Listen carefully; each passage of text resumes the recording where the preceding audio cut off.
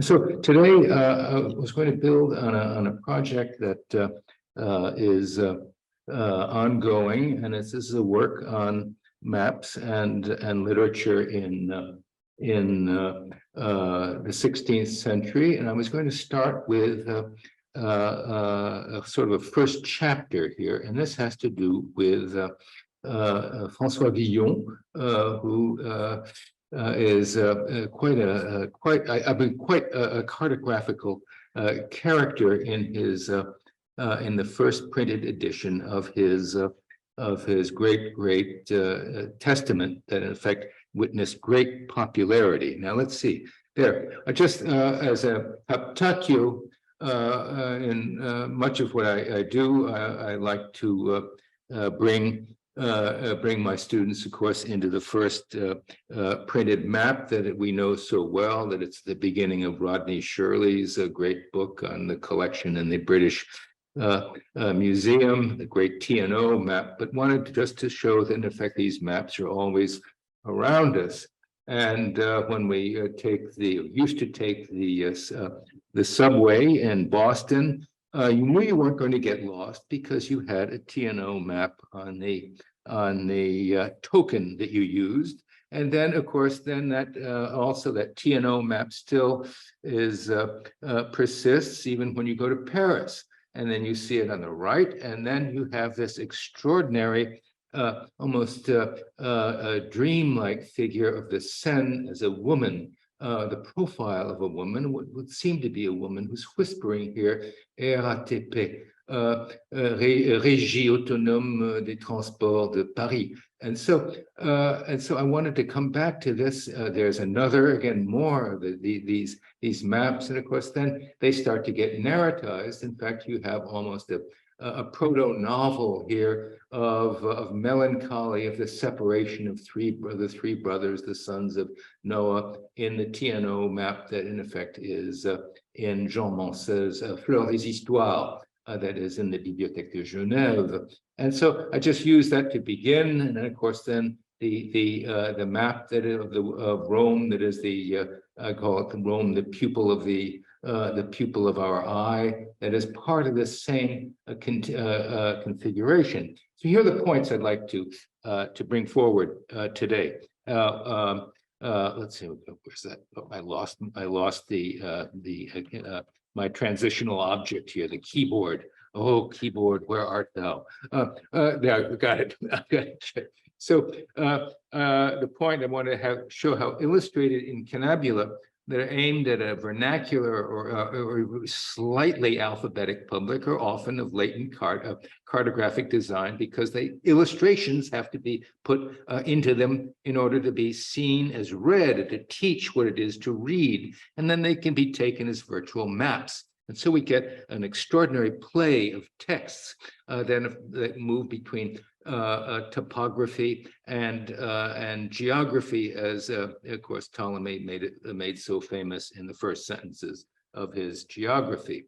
So they mix woodcut images, and then these woodcut images become map-like forms that attest to what we're calling a cartographical impulse of reading and seeing, which Uri, I thought, developed so beautifully earlier on this morning.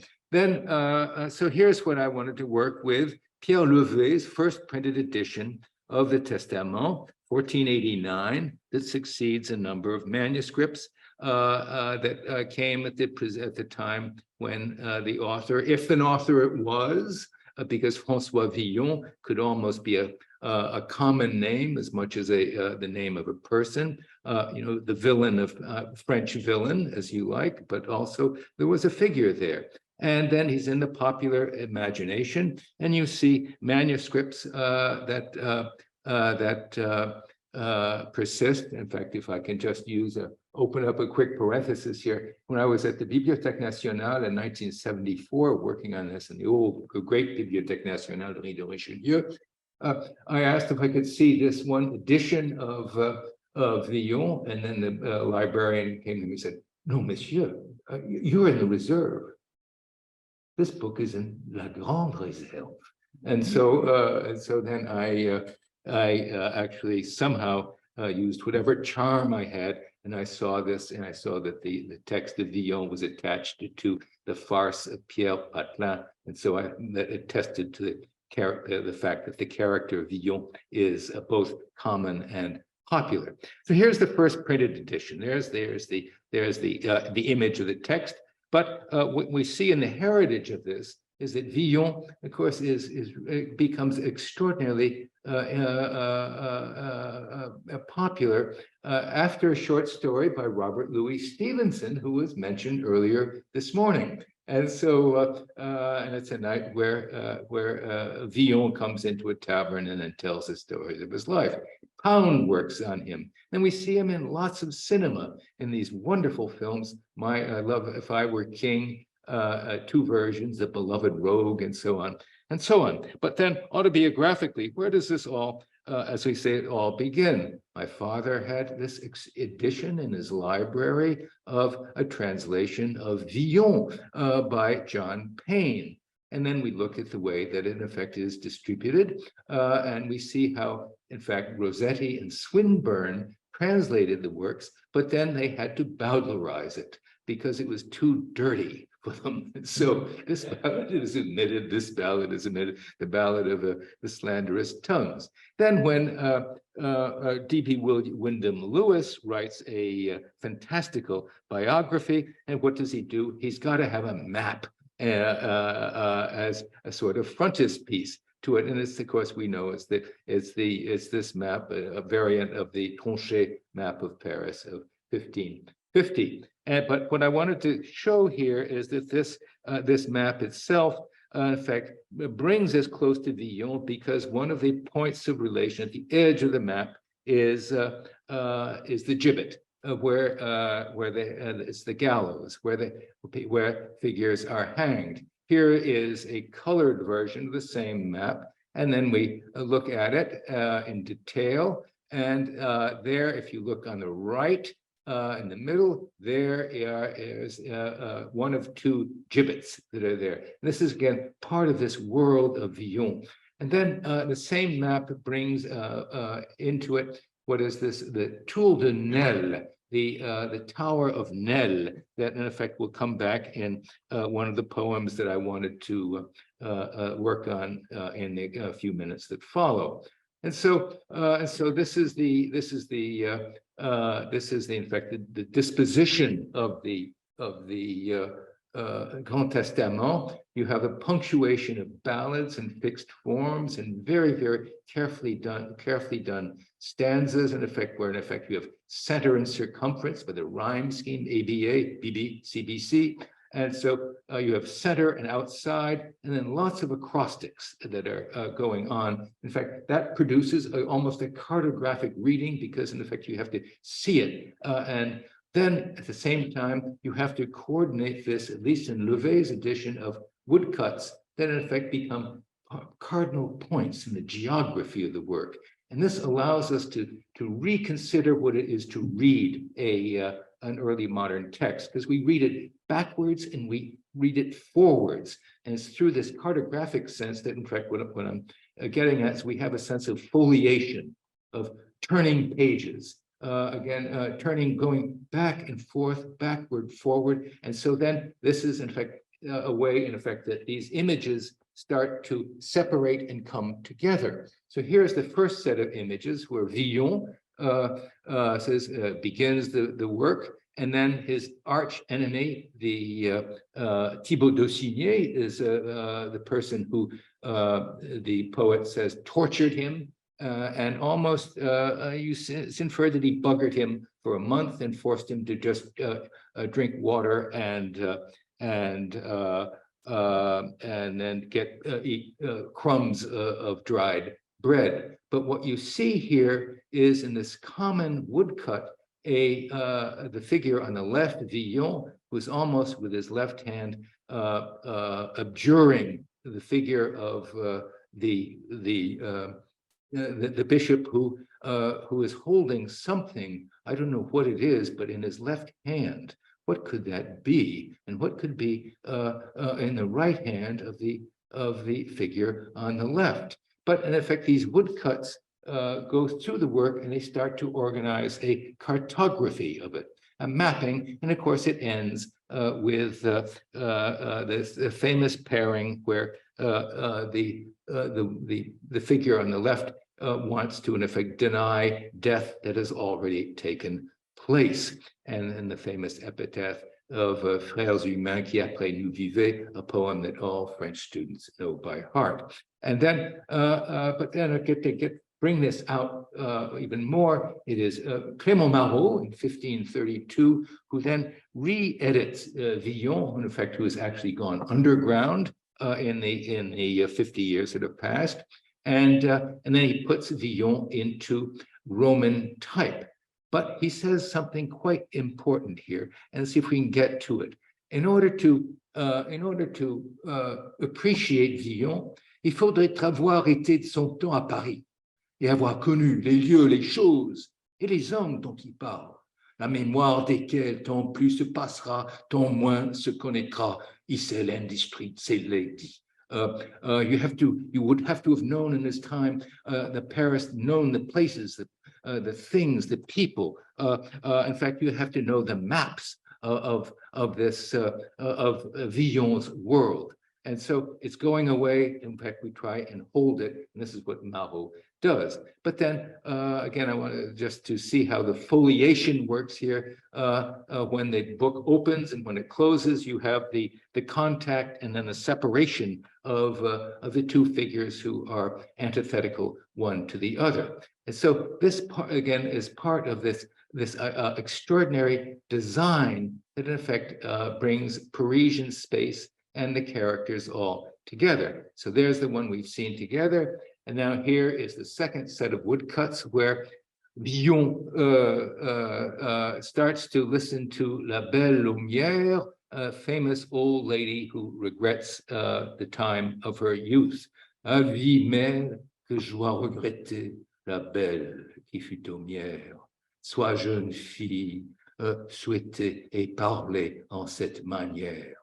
Ah, vieillesse, felonne et fière, pourquoi m'as-tu tout abattu? And so on. And so this becomes part of this wonderful design. Then he goes, he has a lover who jilts him, and then in the way that the book is presented, he jilts her through the play of the image. And then we start to see how opening and closing, this folding, I think this way of reading and seeing also has to do with the movement of the pages. In effect, is something that anyone who's working with maps knows very, very well. And the famous ballad, what I call the whorehouse ballad, where Villon serves this madame, and again, same figure, but it's done with difference in repetition. And then this is the ballad of La Grosse Margot,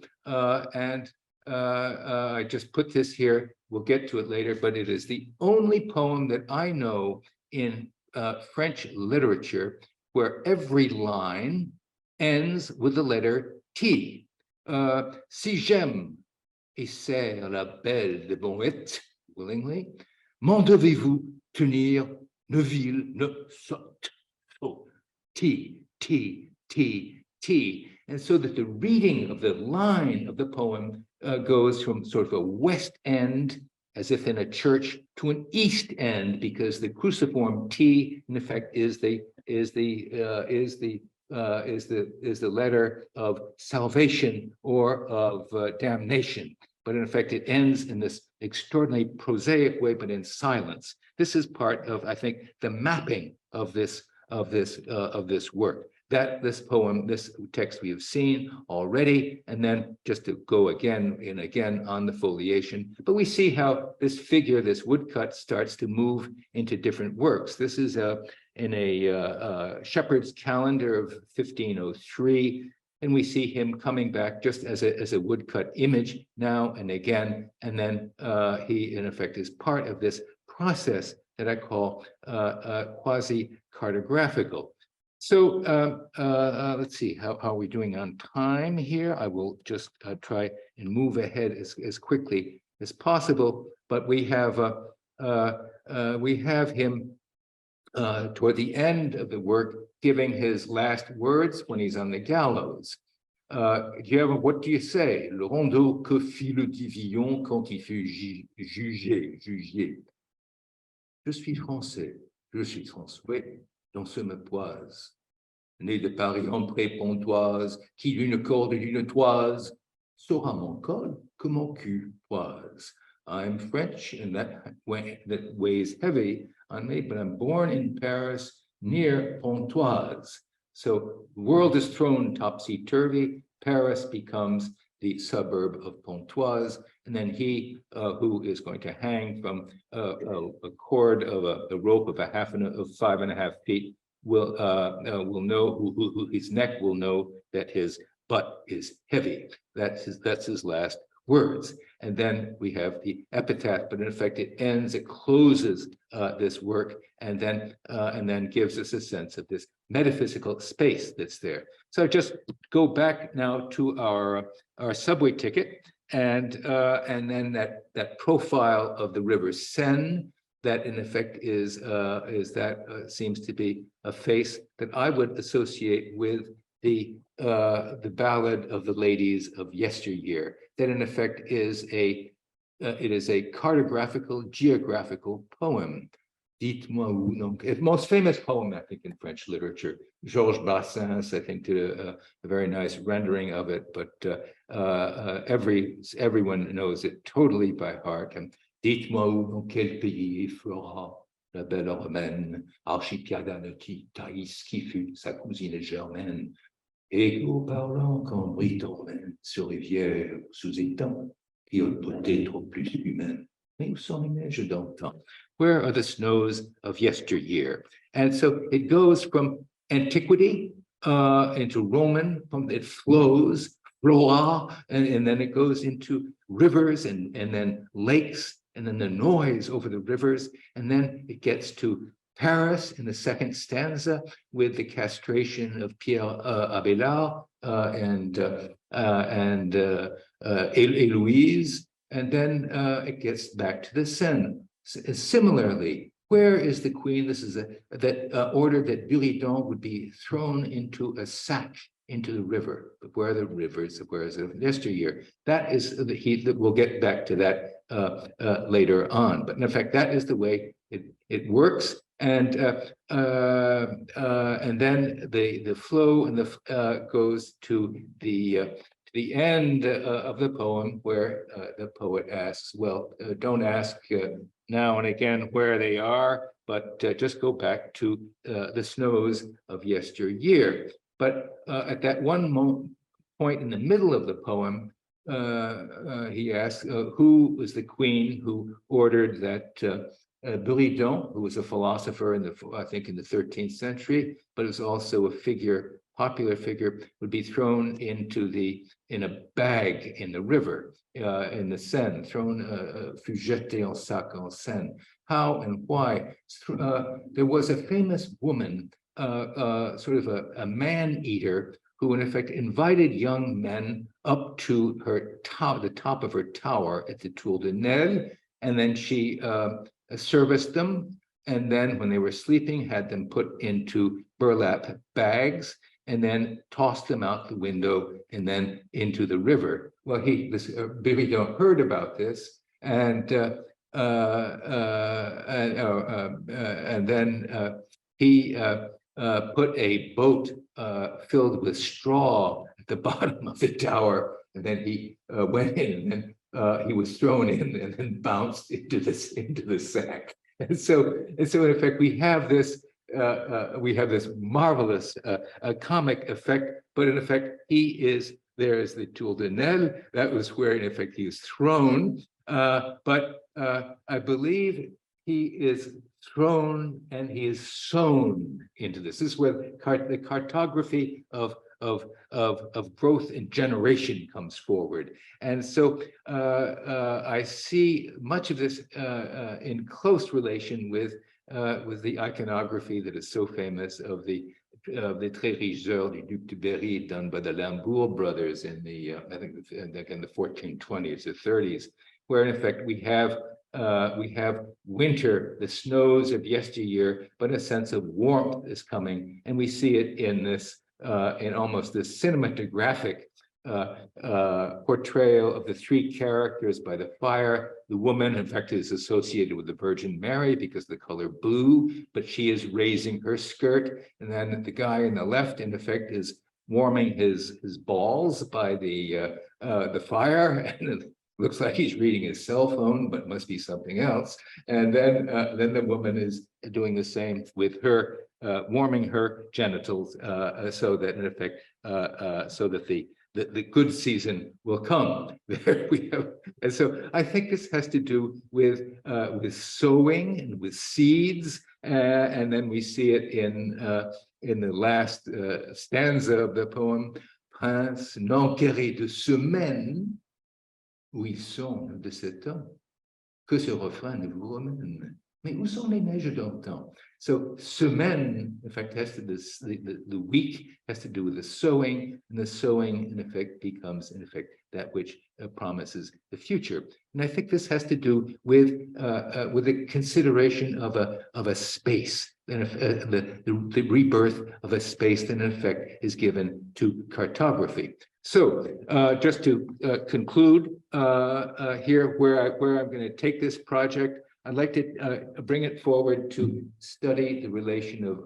island books, isolarii, and canzoniere, island books and collections of poems. And we would begin with a figure like Bartolomeo Sonetti and his Isolario of 1485, built on Cristoforo Buondelmonte, and then the relation of isolation in poetry and mapping. And then as Uri gave us a good taste this morning of Ronsard topography and anti-colonial ethics in this great spatial cartographic sense, and then Jubilé here. But again, just quickly, I just wanted to, this was too good, these images from this 1525 edition of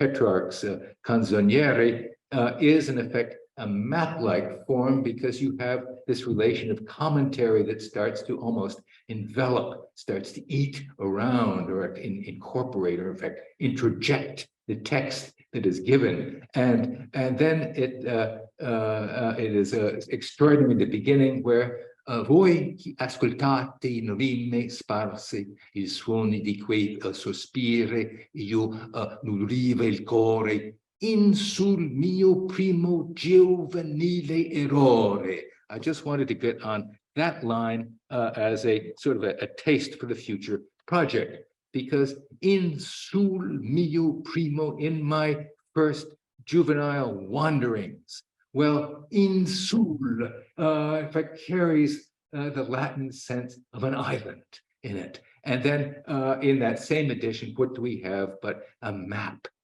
early map of the wanderings of Petrarch in southern France, and the site of those of Laura. And then here again, just to get to whet our palates further, this is Sonetti's Isolario, that in effect gives us a mariner's map on one page. And what do you have on the other page? The description of the inhabitants and the ways and means of those islands in sonnets. So the relation of the sonnet and the island, in effect, comes forward. This is a great one of the Caroliero that comes forward in Teve, as our very good friend Franck Lestringant has studied so closely. And then you have, look at the way that the page works. This is what I mean by foliation. You have for the Caroliero Island, but you see on the verso side this cross that is in effect almost is there but not there, and then we get the image of it as it goes. But anyway, I've talked too much. Let me just stop here, and then let the conclusion be as open-ended as possible. And I will quote another poet, Maurice Fèvre, at the end of the 18th dizaine of the Délit, says, "Je ne saurais que dire Sinon, criez merci, merci, merci. Thank you.